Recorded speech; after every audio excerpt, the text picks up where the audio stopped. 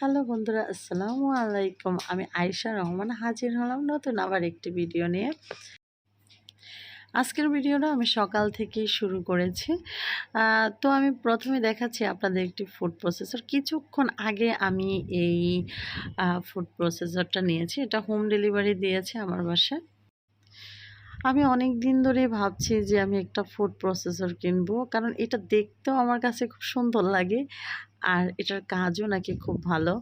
তো এটা থাকলে নাকি বুয়ার প্রয়োজন হয় না। তো ভাবলাম যে ফুড প্রসেসরটা কেন নিব না, একটা নিয়েই দেখি কেমন হয়। আসলে প্রথমে আমি ভেবেছিলাম আমি মিয়াকর্ন একটি ফুড প্রসেসর ছিল সেটা নিতে, কিন্তু ওইটার দামটা অনেক বাড়িয়ে দেয় এরা, এই জন্য আমি আর ওইটা নিই না। তারপরে এই ফুড প্রসেসরটা পছন্দ হয়। এটাও ভাবছিলাম যে একটু সাধ্যের মধ্যে যেহেতু আছে আমি হয়তো এটা কিনবো। তো এরকম ভাবতে, ভাবতে হঠাৎ করে দেখলাম যে আমার বাসায় কেউ একজন এটা হোম ডেলিভারি দিতে চলে এসেছে। ওকে, পরের অংশ গল্পটুকু পরে করি। এবার আপনাদেরকে দেখাচ্ছি তার অর্ধেক অংশটুকু। প্রসেসরটা 3 in 1 এটা। আর এই যে আ আমি যে ব্লেডগুলো আছে সেগুলো আমি একটা বাটিতে রেখেছি। এই যে, কারণ ছোট, ছোট জিনিস তো এগুলো হারিয়ে যেতে পারে, সেজন্য কিন্তু আমি একটা বাটিতে রেখে দিয়েছি। আর এটা হচ্ছে শুকনা মসলা পেশার বা চাউলের গুঁড়াও করতে পারেন। আর এটা হচ্ছে জুসার, মানে অরেঞ্জ জুস করার জন্য। এই যে একটা প্লেট, এটা লাগানোই ছিল, এটা আমি আর খুলিনি। তো এইটা সহ এই ফুড প্রসেসরটা আমার বাসায় এসেছে। এই ফুড প্রসেসরটা আমার দুটো বেবিকে গিফট করেছে। থ্যাংক ইউ আপনাদেরকে আমার এই এত সুন্দর গিফট করার জন্য। আজকে দুপুর রান্নাটা খুবই অল্প করব, খুব একটা বেশি রান্না করব না। আজকে একসাথেই সব রান্না করব, চিকেন অ্যান্ড সবজি একসাথেই করব, কারণ আজকে একটি বিয়ের দাওয়াত আছে, সেখানে যাব।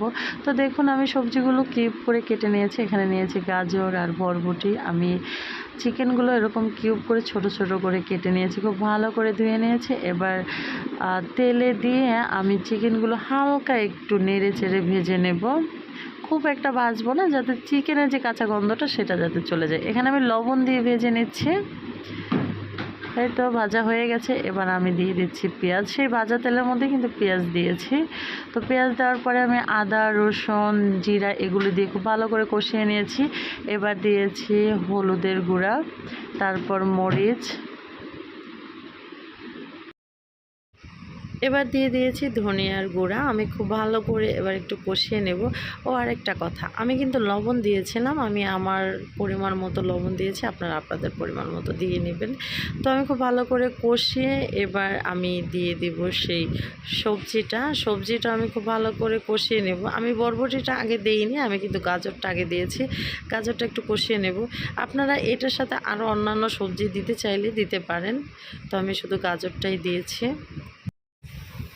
আমি গাজর দিয়ে একটু ভালো করে কষিয়ে নিয়েছি। তারপর আমি দিয়ে দিয়েছি চিকেনটা। আমি বরবটিটা এখন দিয়ে দিব, কারণ হচ্ছে বরবটিটা দিয়ে যদি আমি আগে কষাই কালারটাও নষ্ট হয়ে যায়, তারপরে দেখবেন যে স্বাদটাও কিন্তু বরবটির অতটা থাকে না, সেজন্য আমি কিন্তু পরবর্তীতে দিয়েছি। আর সবগুলোই কিন্তু আমার ভাজা হয়ে গেছে। আমার এই চিকেনটা, মানে এই চিকেনের তরকারিটা হতে কিন্তু খুব একটা সময় লাগবে না, খুব তাড়াতাড়ি কিন্তু হয়ে যাবে। এতে আমি সামান্য পরিমাণ পানি দিব, পানি দিয়ে একটু অপেক্ষা করব, তারপরে কিন্তু রেডি হয়ে যাবে আমার এই চিকেন সবজি। আর এটা কিন্তু বাচ্চারা খুবই পছন্দ করে। আপনারা কিন্তু একবার অবশ্যই ট্রাই করে দেখতে পারেন। যে বাচ্চারা সবজি খেতে চায় না, সেই বাচ্চাদের জন্য কিন্তু এই চিকেন দিয়ে আপনারা এই সুস্বাদু সবজিটা করে দিতে পারেন, ওরা সহজেই খাবে আশা করি।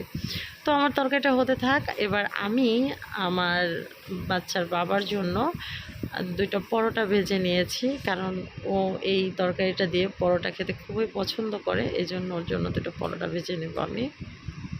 এটা ফ্রোজেন পরোটা ছিল, আমি পরোটা বানিয়ে ফ্রিজে রেখে দিই, যখন আমার প্রয়োজন হয় তখনই আমি এটা রেডি করে তারপর ওকে দিই, কারণ ও পরোটা খেতে খুবই পছন্দ করে সেজন্য।